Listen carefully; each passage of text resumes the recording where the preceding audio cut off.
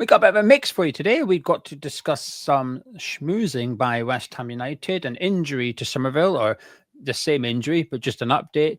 We're going to be taking a look back at the Newcastle game and look ahead to the Everton game. But Frankie, let's start with, I guess, the clickbaity stuff, which was Jonathan David's agents and representatives were at the game against Newcastle on Monday because the board are going full schmooze factor to try and impress him. Well, I think they're trying to impress his representatives more than anything with like maybe a 3-course meal or something and some nice food and some beverages or something like that. They're trying to butter him up, maybe. So Jonathan David's representatives were at the London Stadium on Monday. Unfortunately, we didn't play great, but if you wanted proof that we need Jonathan David, I suppose Monday night was that. There you go, mate. Your guy's going to go straight into the team. Is he someone that you'd fancy seeing at West Ham next season? Tricky, because he's been on the radar for sort of Premier League clubs for seems like forever now. Like, he's been on there so long, you'd think he was getting old and past it. He isn't, but you would think that because he's just been, it seems like for the last 10 years, everyone's been linked with him and he's always come into the Premier League and it never quite happens. So, random. Look, 1 minute he seems like he's a global superstar and he's going on to big things, and the next minute he sort of vanishes and you don't hear from him for a while until he pops up that he's signing for a Premier League club again. So, don't know is my honest answer. It's very, very difficult to say when it never quite happens for him for whatever reason. So, look, is he the characteristics of a player that we need and can potentially do the right job that we need him to do and be a bit isolated but still make things happen? I think he is that, or he has been that player in the past. So, look, if you ask me what his form's like currently, I couldn't honestly tell you. But, in the past, he looked like the type of player that we needed. Yeah, he's still bagging a goal every 2 games or something in French football, and he's been doing it for like season upon season now. So he's very consistent, reliable as a goal scorer. It's just how much weight do you put behind it because he's scoring in the French league. Some people will not be arsed by that and think that's all right. A goal scorer is a goal scorer. It doesn't matter which league you're in. But he's also scored in European football too. So then, I don't know. I don't know loads about him. The one thing I will say, I believe this rumor, and the reason why is because we've spoken about him before, and when we do videos, people say, "Oh, it's We Tried FC, and the club are leaking it, season ticket renewal time." First of all, anyone that renews a season ticket based on a transfer rumor deserves to lose their money. It's a very stupid thing to do. I don't think anybody ever renews their season ticket because West Ham have been linked to this player or that player. I'd be gobsmacked and also concerned for that person. But up until now, the rumours around West Ham offering Jonathan David a contract, which we can do, for those unaware, Jonathan David's contract comes to an end this season, so we can legally offer him a contract. He can sign for us today if he wants to and join us in the summer. Frankie's had enough of my analysis of Jonathan David. He's back now. I was just saying that his contract's come to an end, so we can offer it. But the reason I believe this rumour is because up until now, the rumours have all been coming from Jonathan David's side of things. West Ham have never been claiming to have made the offer. The top source has never said, "Oh yeah, we've made an offer." It's been coming from agents and those involved with Jonathan David.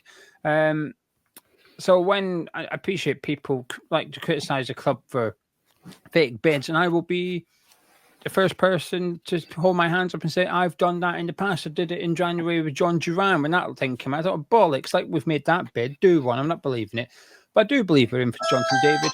And I like it because there's someone at your door. There is. It's okay. I've messaged them. It should be all right. The reason I like the fact that we're bidding for Jonathan David is because we've got nothing to lose. We've got nothing to lose. At times in the past, West Ham have chased the wrong player during the transfer window. And when you're doing that, you're wasting your time when you could be pursuing other transfer targets. But we're not in that situation now. We're not going to miss out on option B because you can't buy him anyway. The season's ongoing and the transfer window ain't open yet.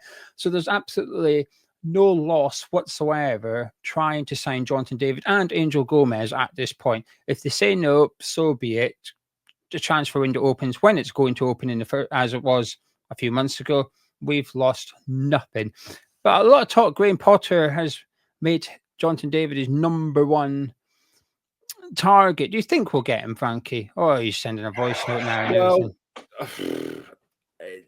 What worries me is what you just said, schmoozing. If there's anything that's going to put someone right off, whether they're going to come to the club or not, it's when they all get involved. For all of what we've said about negativity around Tim Stighton and whether or not you feel like he was picking the right players, the players did seem to get over the line. So I would have a lot more confidence, a lot more faith if he was still the one sitting on the jets and sitting down at the negotiation tables, as opposed to when this lot get involved. So that's what worries me a little bit, that it wasn't the greatest, display for what he's going to be walking into. It was a real pretty dire crowd, to be honest. A lot of empty seats. It was super, super quiet, and it wasn't a very good showcase for what he could come and get himself involved. I don't think it was a good showcase for the Premier League. I don't think it was a very good showcase for West Ham United. And if you were sitting there watching that, you wouldn't be sitting there excited and chomping at the bit saying, "Cool, I'd wish I was down there playing football." So, look, I don't know. It's a tricky one. Again, the thing that worries me as well is he's linked all the time, and no one's managed to sort of get a deal done with him. Why would we be the people to make that happen? So I don't know. I would be excited to see him come because, like we said, he's renowned for putting a lot of the ball in the back of the net. He gets a lot of goals, and he always has done. So the excitement of what could be would be really strong. I'd be really looking forward to seeing him line up for us. So yeah, I would love to see it, but am I confident that they could go and get this done? Nothing says to me that they'll be the people to persuade him to come to the Premier League. Yeah, I completely agree. And even if you persuade his representatives, which is what they were trying to do on Monday, you've still got to persuade the player at the end of the day to put pen to paper. It's all very well getting the legal people in and getting them on side. You've then got to get the player on side. And I don't know if he's going to be persuaded by the fact that his agent had a nice meal in the London club. Well, the fact that they even want to come and sort of check the situation before getting him involved shows that they're people who do their due diligence, and they're not going to mess around with, or they just like a free slap up meal in London on a Monday night and thought, we'll go watch West Ham Newcastle. We'll have a free meal and go watch a game of football for free. Feel important. Thank you very much. We're off now. But what about he just doesn't fancy it at the end of the day. I'd be surprised if Jonathan David even knew his agents were at the game. He'll end up signing for Newcastle, Geo. That's what he'll end up doing. You never know. I kind of hope he does sign. Like I said, I don't know loads about him. That's why it's only kind of hope. But I'm very big on, if that's who our manager / head coach wants, then I hope he gets him. I hope he gets the guy that he feels. Do you think he is? I don't know. I don't know. I think it's because I don't know enough about Jonathan David to say whether or not I could see him fitting in how Potter plays football. But if it is Potter's one, I hope we get him. But apparently we're offering up to 20 million euros for him to sign for us, which is a lot to pay a player, but then there's no transfer fee. So actually it's really cheap when you consider what you're potentially getting, which is a striker of a good age who's been doing it season upon season. Supposedly Graham Potter's top target for the striker role. 20 million euros is cheap, really. So there's more to come on this story. We've been linked to him consistently for a few seasons now. It's only March. It's not done yet. Until he signs for a club, pen to paper, he's going to be linked to West Ham, and these stories are not going away. Frankie, speaking of Monday night, what did you make of the game? Really glad I didn't make my way over there. We had soccer school on Monday, and it was 6 till 7, and I was going to leave immediately and try and battle my way through the Blackwall Tunnel and get over there for kick-off, or even if I was a little bit late. I'm kind of glad I didn't get involved. We instead come straight home, stuck it up on the big screen and watched it with a boy. He was allowed to stay up late. Well, he was sound asleep by half time. So lucky bugger. I wish yeah, I wish I nodded off. if there's a way of getting your child off to sleep when he struggles sleeping, sometimes it's watching the first half of West Ham v Newcastle. It done an absolute treat. So yeah, it's just a continuation of what we've already seen so far. And like I say, when I was watching it, just the way that I could describe it and the way that I could describe what's currently on offer is mid-table mediocrity. That's what I think that's what we're getting at the moment. We will have a team that's organised. We will have a team that won't, concede many goals, won't concede many cheap goals. We'll always be in the game. But a lot of them will go past us because we don't create enough chances and we don't score enough goals. And you will get some really good results out of it because sometimes you're going to, and to be fair, look, there's two ways of looking at it here. It's too defensive, it's a bit dull, it's a bit boring. And then you've got the flip side, which is you've got an Isak who was looking for confidence, wanted to go into the weekend. The only reason they would have started him last night is if they felt they could have given him a bit of a boost ahead of the cup final. So they've probably thought, look, go out there, keep your match sharpness, go and get yourself a goal, and then roll into the cup final and firing on all cylinders. And actually what we did was completely nullify every threat that he had. I thought we'd done an excellent job of containing him and not giving him a sniff. So that part of it, you have to say, is very good. And like a lot of people will say, you've got to build from the back. It's all about foundations. I understand it all. The reason why I think many are frustrated, and sometimes I feel a bit frustrated, and my boy feels a bit frustrated, is that if we'd have had previous managers who had at times been free-flowing, attacking and everything else, and we'd gone through a bit of a transitional period, you'd be sitting there being quite patient now, thinking, give him time, he's building from the back. If we get that bit right, then the rest will come. But when you've had to suffer year upon year upon year of pragmatic football that hasn't been very entertaining, that has been quite dull at times, we're now desperate for something different. And we are getting something different. We're getting more possession. That's what we have got. And at first, I was quite happy with that. I actually preferred watching us play in the first matches that Potter had in charge because I felt we've got more of the ball. And I'd much rather us have the ball than concede possession and just try and hit on the break. So I was very happy that we were playing more football and I felt it was better on the eye. But we were looking for maybe already, in some may say it's too soon to be asking for this, a little bit more ambition, especially when we're at home. And especially we're against the lower sides. If we would have had more attacking threat in the Leicester game and we would have been more forward and it would have been a better watch, then the Newcastle game, you might think, well, look, they're a really good side. We've got to suffer it a little bit. So you sort of accept it, but we're not really seeing it's the same every single game at the moment. And again, some people will say, well, that repetition's good. We're learning, we're building real disciplined, we're well drilled. That's how I described it when we played Leicester. I said, we actually look really well drilled. We've all got roles. All the players are starting to know what their jobs are. But I felt like some of the players who need to adapt their game a little bit, are not showing any signs that they are adapting enough. And also the fact that midfield three, we all said in the build-up, it's been great. Back-to-back wins, fantastic. But in this game, we need a bit more threat. We're at home. We're playing a good side. We need a bit more creativity in there. Paqueta's available, play him.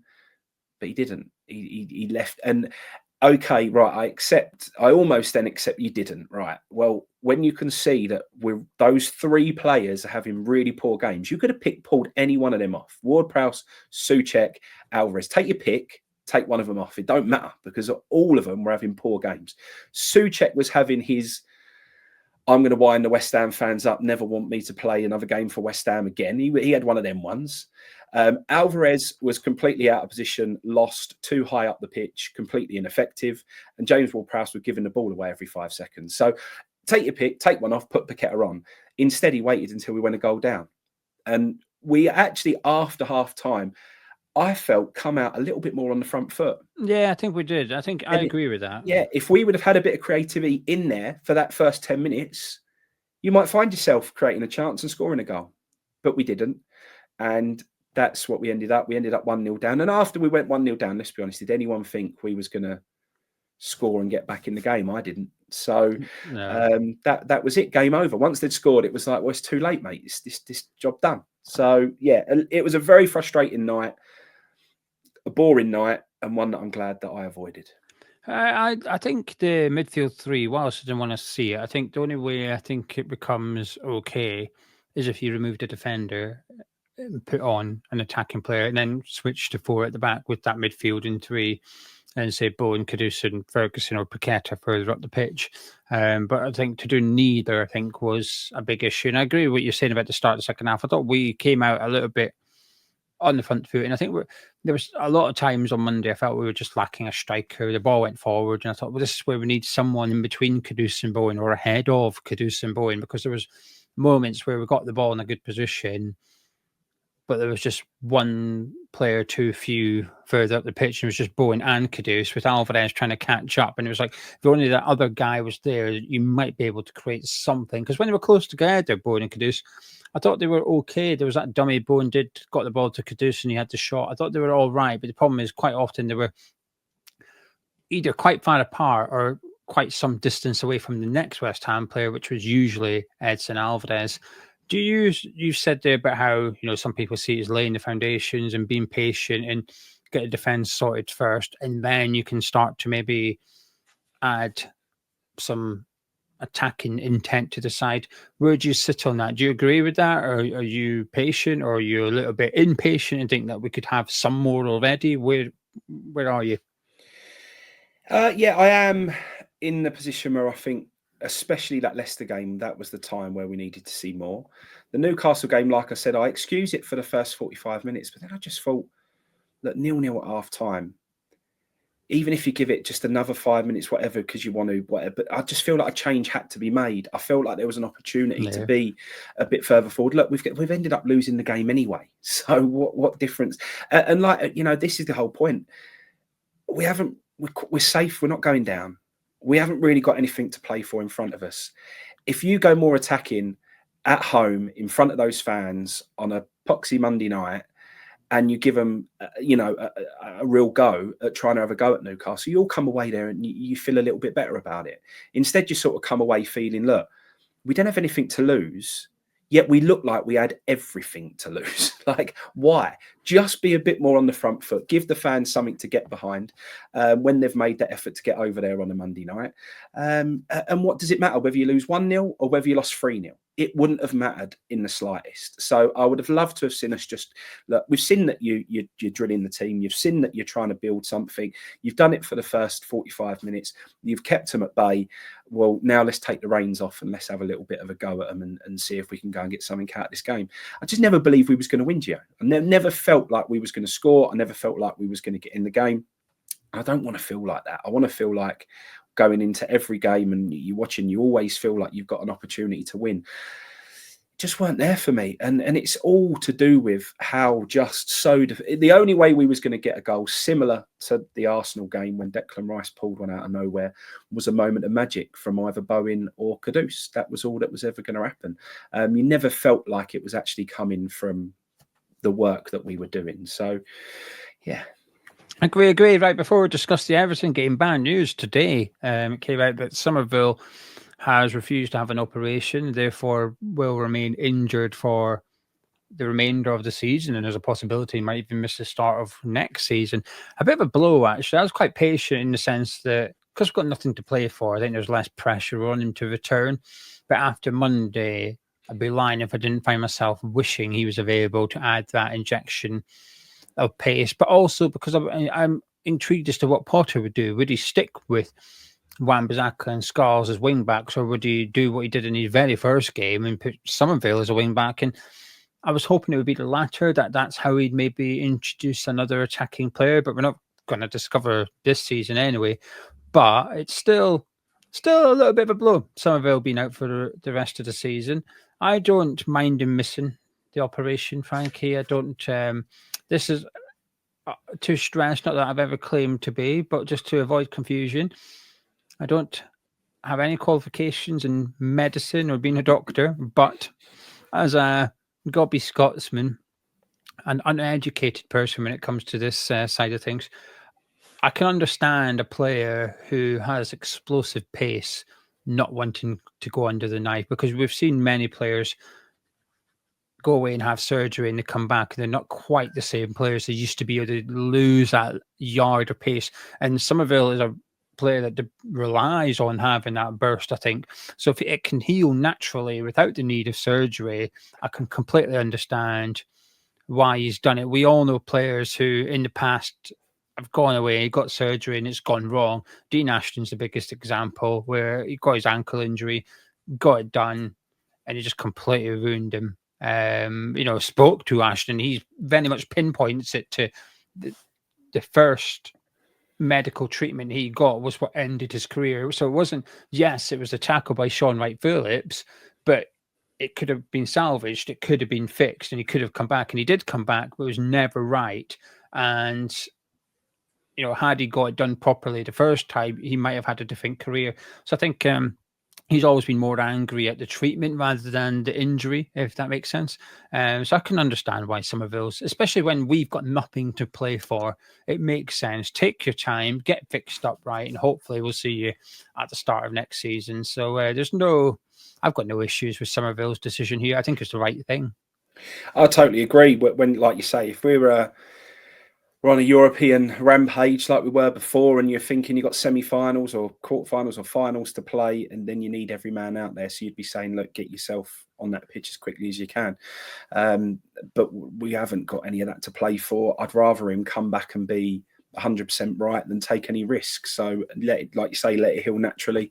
We've got the privilege of being able to do that at the moment. So great. Look, it's. Would I like to see him back? My boy loves him, thinks he's a great player. He's an exciting player. It's exactly what we need to inject a bit of life into that squad and into the team at the moment. But, a fit 100% Summerville next year or next season is definitely my preference. So no, I'm happy with how they're handling it, to be honest. Yeah, but a bit of a weird season for him. Didn't really get in under Lopetegui. He was in and out of the team, and there were some games I think he deserved to play, and he didn't. Graham Porter comes in, and bang, he's injured after 45 minutes, and we don't see him again for the remainder of the season. So when Potter's planning his squad for next season, it's been a difficult one for Summerville to impress much, because there's little evidence there of him in a West Ham shirt, even pre-Potter. So yeah, but like you said, a shame. Right, Saturday, Everton. How you feeling? What are you fancying? Yeah, just a little bit nervous because of the obvious. Yeah, you just don't want to just get. What you can't do is get properly done now. If you get properly done, it's just going to be like, I've given it all the big one about our Arsenal fans and how funny it's been watching them having a full-on meltdown after we beat them. Well, if they put us to the sword, it will be an insufferable week, because you just know what's around the corner. You know what's going to be being spoken about. It will be horrible. So, look, I think it's going to be a bit more of the same. It's probably not going to be a very exciting football match. We're still plugging away at fantasy. Pickford looks like a really good option as a goalkeeper this week, because we don't create any chances. So that looks like an obvious. I might get 2 Everton defenders as well. This is what I'm saying. That's what I'm saying. It's just, it tells you that we really struggle with creating opportunities and scoring goals. So that, with all the other teams that are out because of the cup matches and stuff, then it's Everton defence looks like a real good option right now. So yeah, it's just one of the things that I want to see. A lot of the camera was panning to Emerson a lot on Monday night. And if I'm honest, I wouldn't have minded if we hadn't gone to the back four. I think Emerson was a substitution that I probably wanted to see, because I felt like Scholes wasn't quite affecting the match as he should. However, I can see a lot of criticism, not necessarily criticism, just people saying, look, he's not a wing back, he's not this, he's not that. Well, he's a young lad, he's learning his trade. Yeah. At the end of the day, the only way he's going to become anything is by continue to play and continue to learn. So I don't think we should be getting on his back, and I don't think we should be saying, look, he's not this and he's not that. I think we should be giving him the benefit of the doubt and saying if Potter's seen something in him and wants him to play in a certain way, he needs to be given minutes until the end of the season. I want to see him to continue to get minutes. So I don't necessarily want to see a change too much there.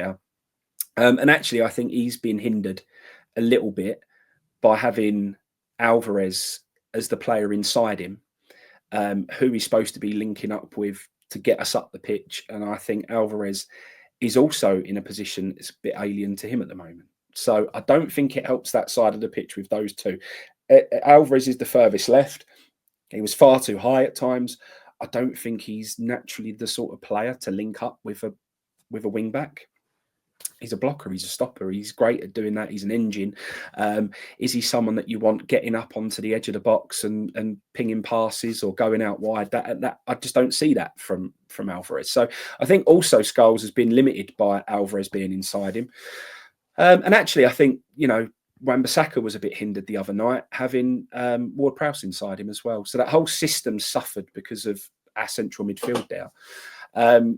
So I would persevere with Scholes, but I do want to see Paqueta involved. I know at the end of the game, he was trying every pass that he had in his locker to try and create something for us.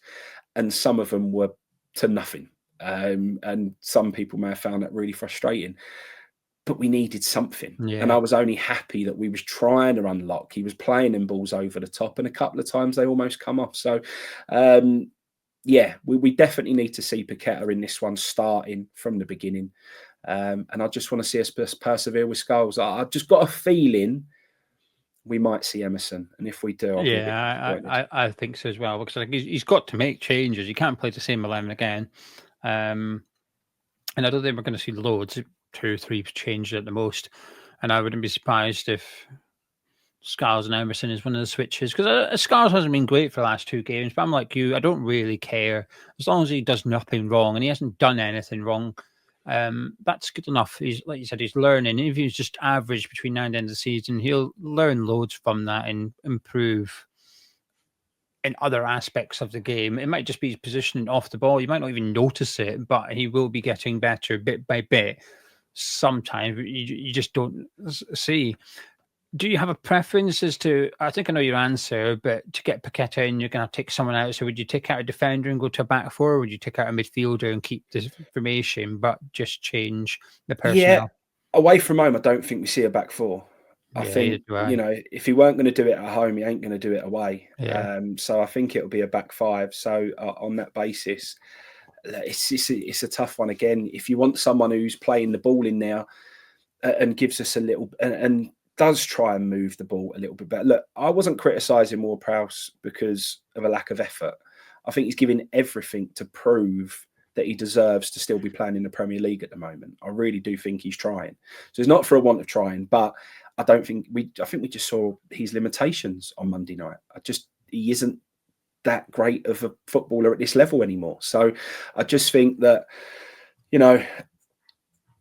there's a bit of an imbalance with having Ward-Prowse and Paqueta in the same team. I just think so. I think we're probably going to see Souček, Alvarez and Paqueta.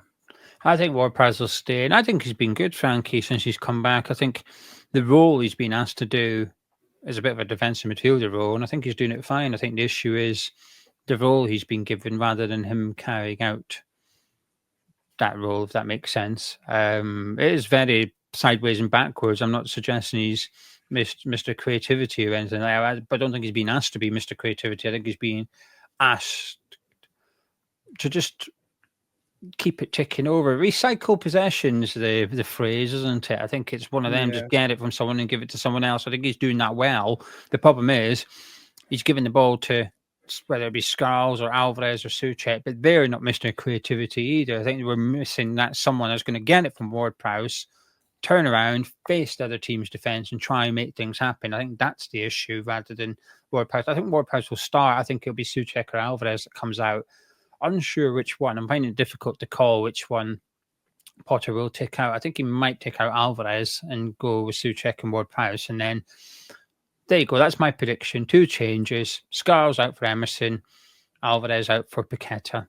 And then Bowen or Caduce will drop back and the other one will stay up front. Or he might keep Paqueta up front. He was doing that before Paqueta's injury, wasn't he? He had Paqueta as the striker. So I think that's maybe what he'll do on Saturday. But I agree, you'll keep the back 3. I don't mind that. I don't mind that. In case you're thinking, well, what would you do? Well, I'll tell you tomorrow when I do my match preview with Gonzo. But Frankie, what's your score prediction, please? Oh, it's going to be a close game. There's not going to be a lot of goals. The head says 1-1, but I'm going to go 1-0 West Ham. Love it. Right. Thank you very much for joining us. If you've enjoyed this podcast, please do drop a like on by clicking thumbs up. Let's go into Hammers chat before we disappear. Frankie, did you win? 2 draws at the weekend. So 6 games unbeaten now, though, Geo. I'm very proud of them. Well, I'm pleased you are, but your win ratio is taking a little bit of a hit here, isn't it? So I'm going to have to remember what it was and then work it out. You're throwing some curveballs in my direction here. But have you got a game this weekend? We have. We've got a really tough one. We've got Cray Valley. So Cray Valley are a very well-established side and obviously play at quite a decent standard level. So, yeah, it's going to be a real tough one. So we're going to have to be more... We were a bit asleep at the weekend, Gio, and it all started from training. We didn't have...